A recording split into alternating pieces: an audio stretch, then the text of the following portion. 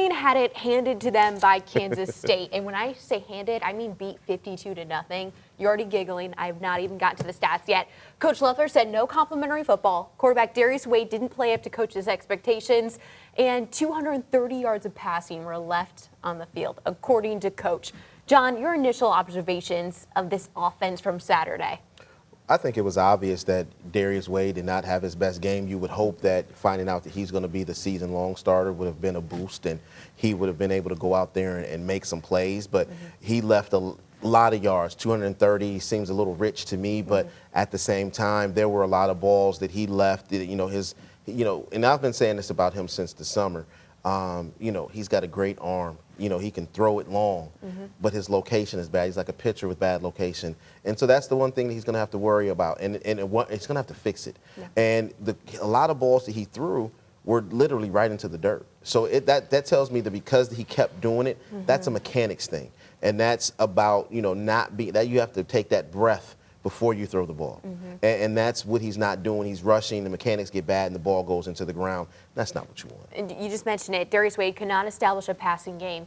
If you can't establish a passing game, the run game can't really be established either because it's so anticipated. But they were missing a vital piece, Andrew Clare, who's been a rock star for the Falcons, and there's no word on why he missed. He dressed. He was in a uniform. I checked with BG today, and there was no word. We got word. Okay. We got word during our broadcast. There was a foot injury that he had been battling throughout the course of the week. Okay. It did not get better. He was banged up all week, and so Coach said that they made the decision to sit him. Devon Jones did a great job in spelling him for that game. Devon Jones is a very good back. I like him. He's awesome. From Boston College, learned under Coach Loeffler. You're talking about a guy that's 235. He's got feet like he's 50 pounds lighter. He's giving you the spin moves. He's giving you, giving you a little shake in the hole, can make a guy miss. But after a while, when you can't back a defense off with the deep ball, they're going to continue to just move up and move up and move up, and there's just no running room for him.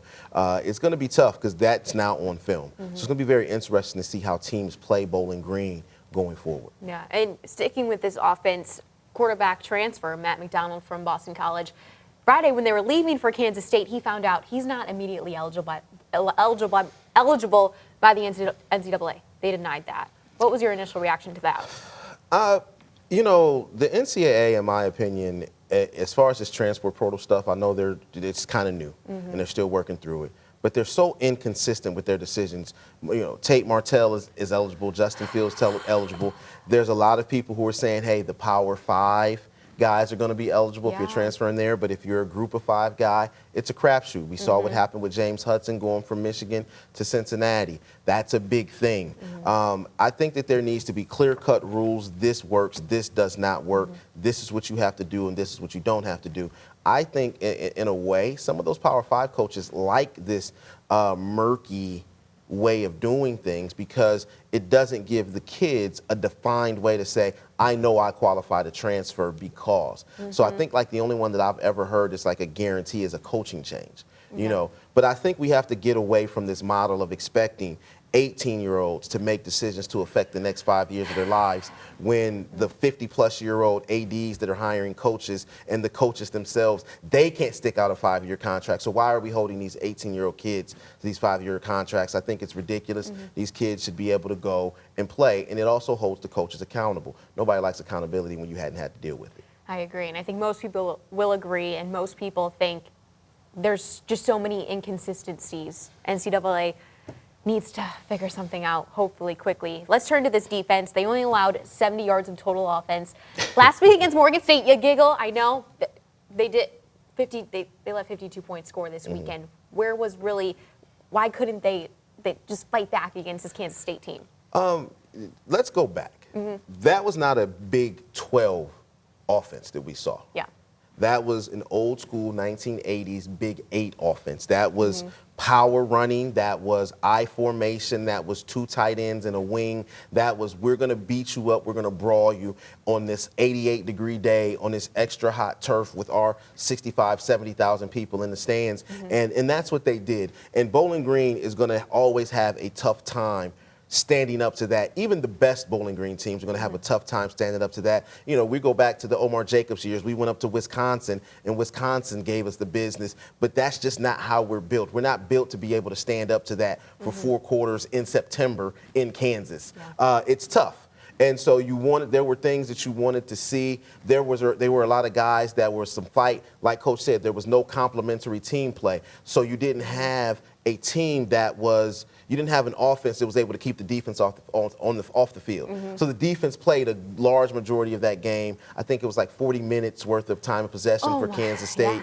Yeah. And when you see that, you know, the defense is getting tired. And then all of a sudden, once you get to, you know, late in the first half, maybe mid-third quarter, the avalanche opens up and you just start seeing guys just, you know, they're gassed. There's nothing that they can do. And you know, the tide just doesn't turn. No sustainable offense at all for the Bowling Green Falcons. I have a feeling, though, it'll be a lot different, though, this upcoming week. Falcons take on Louisiana Tech, and I know you're excited about it because you feel like this is the first true test to really actually test the 2019 team that Scott Loeffler has out there this season. Yeah, I think, you know, I've said, you know, the La Tech game and the Kent game, those 2 games are going to be the games to show us where it is that we need to go. I believe that La Tech, they're going to spread the ball out. On offense, they're going to spread the ball out. They're going to throw the ball all the way around the yard. They're not a take a deep shot team. They play a lot of horizontal football. We like to call it basketball on grass. It's a lot of shortcuts, a lot of quick throws, but they've got a quarterback that can complete the ball, and they've got a wide receiver that's coming back that had 75 catches last year. So this is a team that you're going to see now, because they're not going to have any of those big war daddies that Kansas State had. The question becomes, what can you do now? But watching that film, if I'm Louisiana Tech, I'm like, hey, forget all this spread the field stuff. We're going to see if they can stop the run. We're going to test that chin and see what they can do with it.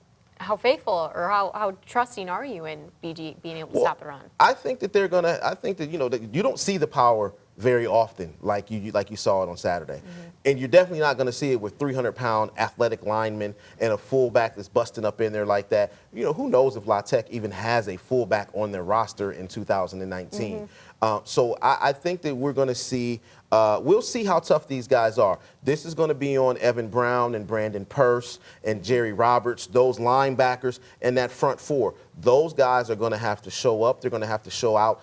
This game is going to be on them. They're going to have to do something because La Tech's going to try to run the ball. But then you've got the defensive backfield. You've got, you know, Caleb Biggers at one corner, and then you've got the young man, Jawan Hudson, who had a real tough day on Saturday, you know, really got picked on. But we all have a welcome to college football moment. Jawan Hudson had his welcome to college football moment. They said, hey, true freshman out here playing against us, cool kid, we're going to make you cover. And the one thing I can say about him, the results may not have been great, but the kid never stopped trying. He made a couple of plays, but he got beat on a couple of plays. You know, the toughest thing about being a corner is you got to remind these kids, get your head around. Yeah, and Coach Loeffler, I think he will take a loss over no effort or a lack of effort from his team. And he said they showed that, and he hopes that they continue showing that throughout prep week, not just game day. You can't teach effort.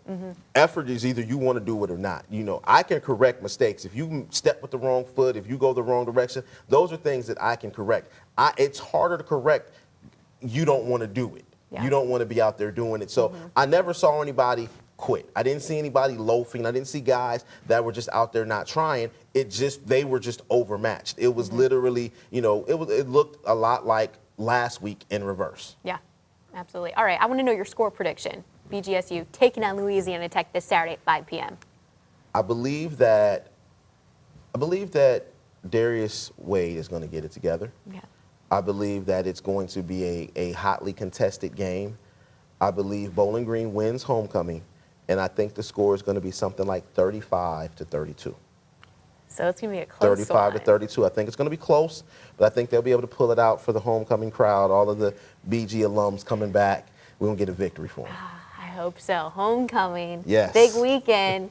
You'll be a homecomer. Yes. Well, I mean, I'm always at home. Yeah, true. I'm always at home. But, you know, I think Bowling Green normally does a very good homecoming. And I think that this team, we'll see. Like I said, the next 2 weeks are really going to tell us where this team is. We'll know by the time we get to Notre Dame what it is we have and what we don't have. October 5th. It's going to come a lot sooner than you think.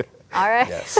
That's John Gibson. Catch him on all Falcons Sports Network talking BG football every game day for them. Catch them on Fridays, talking high school football here on BCSN. And that wraps it up. I'm Dannie Rogers. Mark, we'll send it back to you.